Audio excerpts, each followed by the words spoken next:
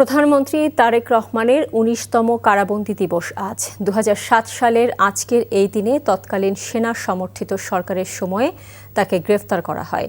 গ্রেফতারের পর তারেক রহমানকে একাধিক মামলায় রিমান্ড এবং তার বিরুদ্ধে মামলা করা হয়। প্রায় ১৮ মাস কারাবন্দী থাকার পর ২০০৮ সালের ৩রা সেপ্টেম্বর জামিনে মুক্তি পেয়ে উন্নত চিকিৎসার জন্য তিনি বিদেশে যান।